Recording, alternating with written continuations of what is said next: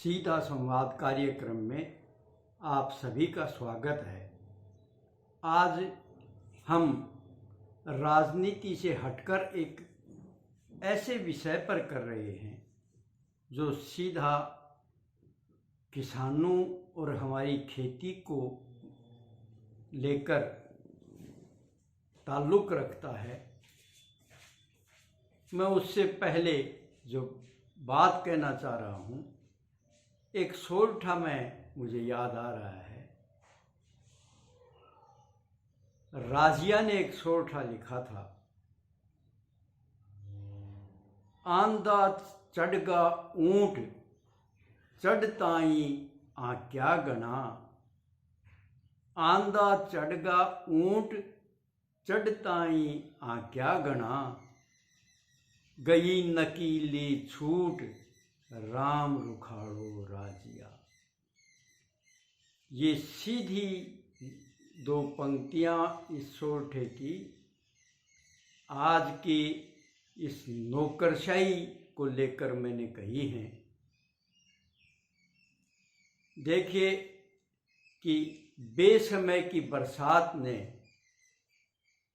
हमारे किसानों की अच्छी खरीफ की फसल को बर्बाद कर दिया। किसान मायूस हो गया, टूटा हारा किसान, क्योंकि सरकार तो अपनी कुर्सी बचाने के चक्कर में लगी हुई है। सरकार को तो कहीं कोई लेना देना नहीं है जन समस्याओं से। उसे निराशा जो हो रही थी, पहले राम रूठ रहा था, राज भी रूठा हुआ था क्योंकि सुन नहीं रहा था। राम राजी हुआ। खरीफ की फसल के खराबे के पश्चात अनुकूल वर्षा हुई राजस्थान में, जिससे किसानों की उम्मीद बंधी कि चलो रबी की फसल में, खरीफ की फसल में जो बर्बादी हुई, जो नुकसान हुआ, उसकी कहीं ना कहीं पूर्ति की जाएगी, हो सकेगी। अब बीज चाहिए, सब चना बोना चाहते थे ऐसी उसमें, क्योंकि जब अनुकूल वर्षा अक्टूबर में बरसात हो जाती है तो देखिए चने की बुआई के लिए ये सबसे बेहतरीन अवसर होता है। इस तरह के मौके बहुत कम आते हैं। तो हमारे किसानों ने यही निर्णय लिया कि भाई चना बोएंगे। अब हमारा कृषि विभाग है, उसमें बड़ा अमला अधिकारियों और कर्मचारियों का है। गांव-गांव में कृषि पर्यवेक्षक हैं।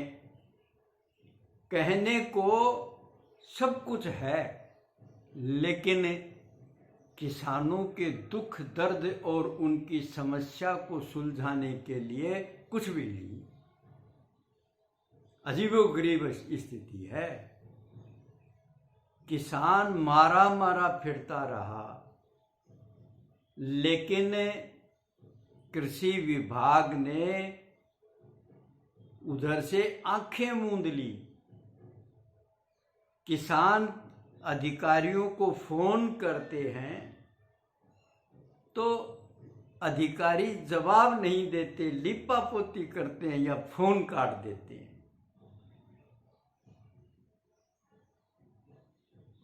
क्या करता, मरता क्या न करता किसान। चना बाजार से बहुत ऊंचे दाम पर बीज के लिए खरीदा और जैसे तैसे बुआई कर डाली। उसके पश्चात कृषि विभाग हरकत में आता है और जगह जगह किसानों को बीज के लिए मनुहार करता है कि बीज ले लो। अब शर्मिंदगी की ये हद हो गई। जब किसान ने बीज बाजार से खरीद कर खेत में बुआई कर दी, उसके पश्चात बीज का क्या करें? जब किसान बीज नहीं ले रहे तो कृषि विभाग ने लिपापोती करने के लिए किसानों को 15-15 किलो चना बीज का वो फ्री देने की बात कही। ये कैसी स्थिति है आप देखिए। दूसरा, जानबूझकर हर गांव में पर्यवेक्षक हैं कृषि विभाग के, लेकिन आला अफसर एक सेंटर बना देते हैं और कई बार वो इतनी दूर होता है कि जितने का बीज नहीं हो, किसान का उससे ज़्यादा किराया लग जाता है। देखिए कैसी अजीबोगरीब स्थिति है। और सरकार में बैठे लोग इस बात की कतई परवाह नहीं करते। कहने भर को किसानों की बात होती है, मगर समस्याएं सुलझाने की नीयत से कभी कोई कार्यवाही होती नहीं।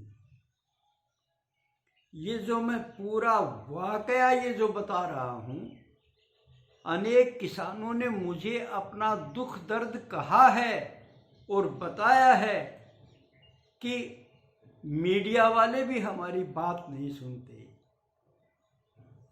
जहां से उन्हें खुरचन खाने को मिलता है, मलाई खाने को मिलती है, केवल उन अधिकारियों और नेताओं की खबरें छापते हैं।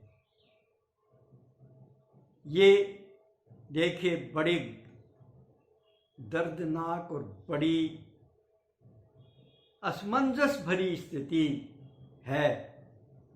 किसान अन्नदाता है, वो सबका पेट पालता है और जो पालन करता है उसको हमारे शास्त्रों ने विष्णु कहा है। यानी भगवान विष्णु का क्या काम है?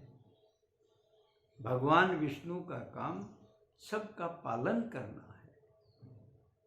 तो वही काम किसान कर रहा है। वो कैसी भी परिस्थिति में किसी भी तरह से अन्न उपजाता है और सबको पता है कि भारतीय खेती घाटे का सौदा बन चुकी है।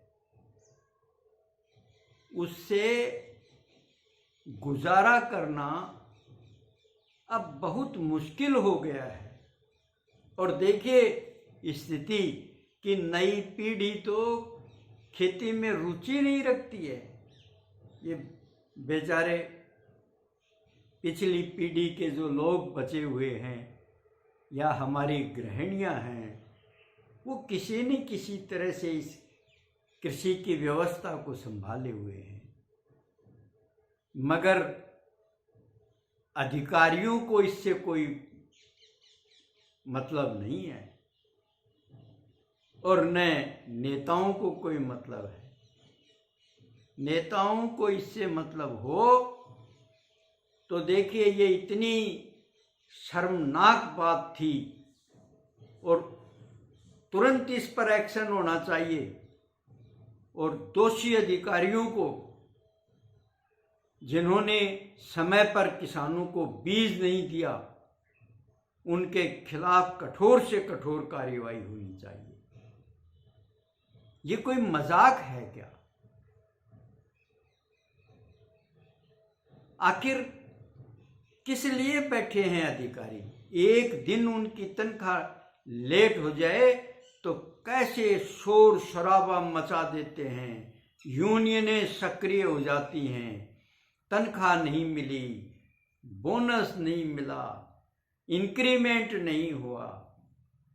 और किसानों की जो बात है जिसके लिए लगा रखा है इनको, वो कितना बर्बाद हो जाए चाहे, कोई लेना देना नहीं, इससे कोई सरोकार नहीं। एक अधिकारी फील्ड में यह कहने नहीं आया किसानों को कि भाई हमसे गलती हो गई है या ऊपर से बीज नहीं आया, यानी कोई संतोषजनक जवाब किसानों को नहीं दिया गया। एक किसान ने, बहुत जागरूक किसान ने तो मुझे यहां तक बताया कि जब मैंने संबंधित जिला स्तर के अधिकारी को फोन किया तो उन्होंने मुझे अपने नीचे के अधिकारी के नंबर दिए और कहा कि आप इनसे संपर्क कर लीजिए। उन्होंने फोन पर संपर्क किया तो अधिकारी कहता है कि आपके गांव वाले बीज नहीं लेंगे तो विभाग के क्या फर्क पड़ जाएगा, हम किसी दूसरे गांव वाले को दे देंगे वो बीज, आप देखते रह जाओगे। देखिए ये कैसा जवाब है, यानी शासन प्रशासन का कोई डर भय नहीं है, मनमर्जी का राज हो रहा है